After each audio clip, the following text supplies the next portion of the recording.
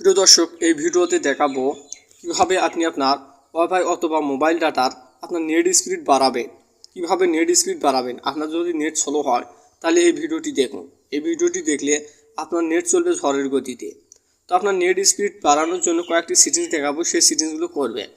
তার জন্য প্রথম সিরিজটি করার জন্য আপনি কী করবেন, আপনার যখন নেট স্পিড স্লো হয়ে যাবে, মানে আপনার ডাটা কাজ করবে না, স্লো কাজ করবে, তখন কী করবেন, এখান থেকে ফ্লাইট মোড, এই ফ্লাইট মোডটি একবার অন করবেন।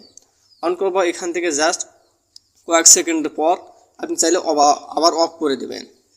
তো এটি একবার করে নেবেন। এটি করার পর এখান থেকে কী করবেন, জাস্ট প্রিয় দর্শক, আপনাকে আরেকটি সিরিজ করতে হবে। সিরিজটি করার জন্য আপনি কী করবেন, আপনি আপনার ফোনের ফাইল ম্যানেজারে ক্লিক দেবেন। ফাইল ম্যানেজারে ক্লিক দেওয়ার পর এখানে আপনি দেখবেন যে আপনার ইন্টারনাল স্টোরেজ ফুল হয়েছে কিনা। তো দেখতে পাচ্ছেন আমার 32 জিবি, তার মধ্যে 29.5 জিবি ফুল হয়েছে।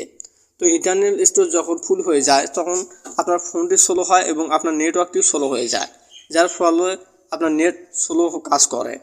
তো তখন কি হয়, আপনার ফোনে প্রচুর চাপ পড়ে, আপনার র্যাম রোম সব কিছুতে চাপ পড়ে, যার ফলে আপনার নেট স্পিড খুব কমে যায়। তো এটি কী করবেন, এখান থেকে ইন্টারনাল স্টোরেজ অপশনে ক্লিক দিয়ে আপনি অন্তত 5-7 জিবি 10 জিবি আপনি কিছু ফাইল বা ভিডিও আপনি ডিলিট করে দেবেন, মানে ফাঁকা করবেন আপনার ইন্টারনাল স্টোরেজটা। 5-7 জিবি 10 জিবি আপনি ইন্টারনাল স্টোরেজ ফাঁকা করবেন। তার জন্য এখান থেকে আপনি কোনো কিছু আপনি এখান থেকে ডিলিট করে আপনি ফাঁকা করে নেবেন। তো আমি যে কোনো কিছু এখান থেকে ডিলিট করে নিচ্ছি। তো এখান থেকে আপনি ডিলিট করে নেবেন। তো আমি SIP ক্যালকুলেটর এই ভিডিওটা আমি ডিলিট করলাম। এখান থেকে ডিলিট করবেন। এইভাবে আপনি এক এক করে আপনি ফাঁকা করবেন আপনার ইন্টারনাল স্টোরেজটি।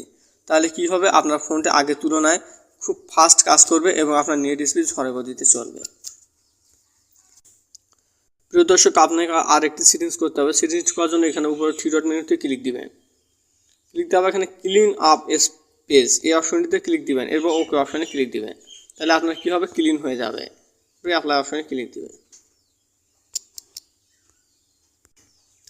প্রিয় দর্শক, আপনার নেট স্পিড পাওয়ার জন্য আরেকটি সেটিংস করবেন, সেটি হচ্ছে সেটিংস অ্যাপসটিতে ক্লিক দিয়ে এখানে কানেকশন অপশনে ক্লিক দেবেন।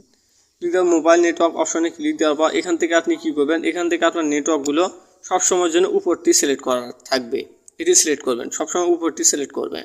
তো নিচেরটি সিলেক্ট করা থাকলে উপরটি সিলেক্ট করে নেবেন। তো এটি করে নেবেন, তাহলে সবসময়ের জন্য আপনার 4G নেটওয়ার্ক পাবেন। এছাড়াও এখান থেকে ডাটা রোমিং এই অপশনটি আপনি অন করে দিতে পারেন, তাহলে আপনার নেটওয়ার্ক আরও দ্রুত কাজ করবে।